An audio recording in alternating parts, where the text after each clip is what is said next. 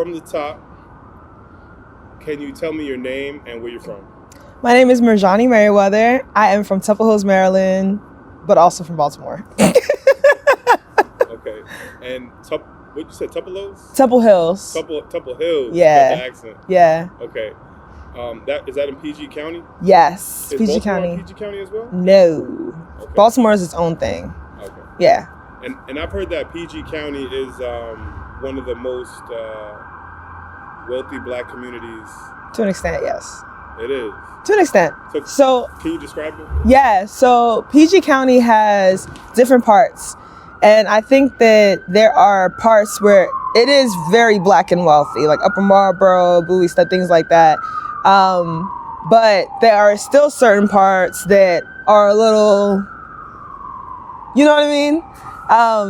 But the wealthy parts are so wealthy that it makes up, I feel like. They try to balance it out, I think. Okay. Yeah. And how would you describe, like, your living situation? Did you grow up in one of the wealthy parts or one of the more average? Not necessarily wealthy. I consider my family to be like middle, like low-ish middle. Like if this is the middle class, we're like here. You know, we're not, I didn't grow up in a lot of wealth. I didn't grow up in like a huge house. I didn't grow up in like a super bougie neighborhood, but I still enjoy my neighborhood. You know what I mean? Because it's where I kind of found, I don't know, I think I just grew an appreciation for family in that neighborhood. So I still go back to, my parents still live in that neighborhood too. So I still go back and visit and things like that. Yeah.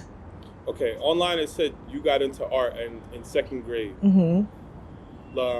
Most kids draw in color, you know? Yeah. Do you feel like your attraction to it was a little bit stronger than the average kid, or was it normal?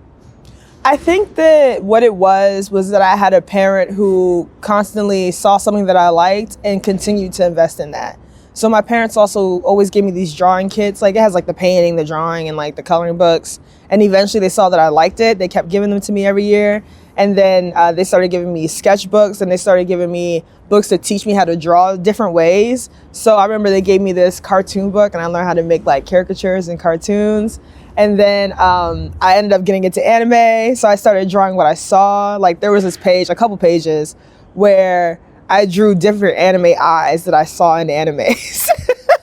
Like, you know, there's like different shapes. Like there's the big shape, there's like the smaller shape, there's like different from men and women, there's different from ages, you know what I'm saying? So I started to focus on that as well, kind of like my own study.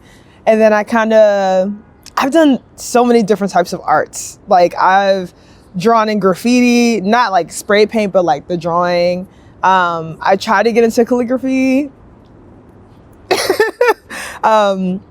Cartoons, anime. I low-key like made a whole one of my sketchbooks. I still have all my sketchbooks.